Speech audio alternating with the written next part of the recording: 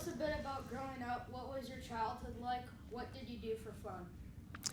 Well, growing up, I was on the farm, and a lot of times for fun, we would go swimming in some of the inland ponds that we had, and then also we had creek beds that we could go and discover different frogs, different wildlife, and we also had a lot of farm animals to take care of. So that was always interesting and fun to take care of the different cattle we had, and we had pigs.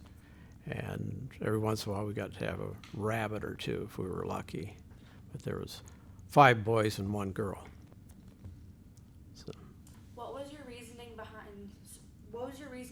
serving? Please explain the process. My reasoning behind serving was, as I watched the Vietnam War develop and the people that were in Vietnam country, as far as the South, were being crucified for being religious or Catholic Christians, and the children weren't excluded from that massacring and just the atrocities that were happening. I felt it was my duty to go over and protect, and we were also in a somewhat fighting communism as far as spreading to this part of the country or world. What was your training like? It was hard. I was in the Marine Corps, and it was sometimes 22 hours of either running, doing maneuvers as far as in the Camp Pendleton Mountains, and it meant crawling in mud, water, and it was day and night.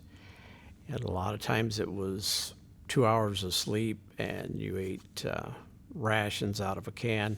They tried to realistically give you what was going to be like when you were actually in a combat situation, and they got that part right, but there was a lot they couldn't add to it as far as the just pure fear and stuff that you would have and see. How did people treat you after the war? Well, it was sad. Got off the plane and a lot of things were said. A lot of things were thrown. We were shuttled off of the airplane at Travis Air Force Base and put on a military bus, and then they told us to go ahead, and they took us to a hangar, and we could get some civilian clothes and change out so that we could take a regular flight home on the airlines without being ridiculed. So what I did when I got home was more or less stay at the farm for quite a few months. I would go into town once in a while, but I found a farmer to work for and just really didn't feel like I wanted to even tell people that I was in the military. Just kind of, it wasn't brought up, I didn't bring it up. And it wasn't until the late 70s that I even talked about it much. How does Agent Orange affect you? Well, Agent Orange affected me by peripheral neuropathy, which is the nervous system in your body, and I have what they call polyneuropathy, and that's all over. And it's burning sensation. It's eventually going to probably make me either wheelchair or totally paralyzed. It has different forms, different ways of, it's not the same with everybody. That's why it was very controversial to use it.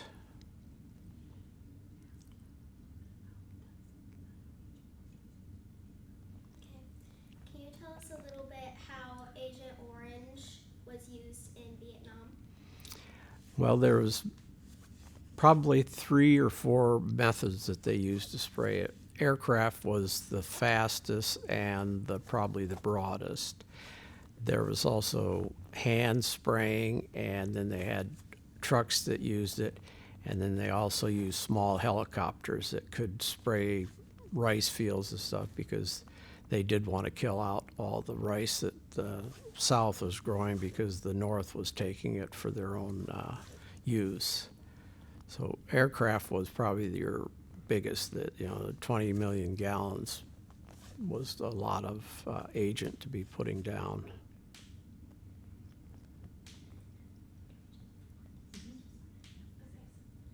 How do you help others with Agent Orange? Well, I'm on the commission here in Waverly, the Veterans Affairs Board, and the biggest thing is getting people to go to the VA. It is a process that has a lot of hiccups in it as far as getting answers. It actually took me 8 years before they come up with the real fact that I was diagnosed with Agent Orange or exposed to it. And it's just very hard for people to deal with that, plus the anxiety of the runaround. So just more or less keep encouraging, and hope that all you can do is give them what possibly could benefit them. And if they take it, good. If not, there's not a lot you can do. They have to do it like I did for yourself. If someone were to write your legacy 100 years from now, what would you want it to be? Probably that I kept trying all the way from high school up until probably I die. I'll try to make things better. Right now I'm working on trying to improve the nature end of things with getting a population of birds back and waterways cleaned up and less spraying of chemicals in our own country, because it's starting to show up as far as bird loss, bees, butterflies, and I think this is what causes a lot of the cancers and unknown things that we're experiencing. So I'm just going to try and keep people from feeling what I feel. What impact did war have on you? Well, it doesn't seem like it really has a good answer, that type of war. It seems to me that by training people to make a living in the country they have would be a much better. There's greed throughout the world, and trying to find answers to that would be a much smarter method of stopping this abuse of the lower class people or middle class. There should be no upper and lower levels. Everyone should be equal and distribute their money a little bit better, as far as we don't need to be filthy rich to be happy. So I'd say no guns and more crops.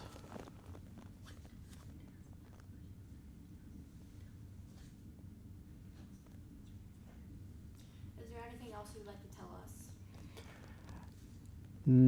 us? I just encourage you three to take what you can from this and do the same thing, as far as see if you can keep your parents from making their yard just perfectly beautiful, and we are trying to lessen the use of salt in our driveways and sidewalks, because it is starting to show up in the water table. And you figure every little sidewalk in town that's got salt on it is causing some more concentration. So you can do your little part by lessening that use. Thank you. You're welcome.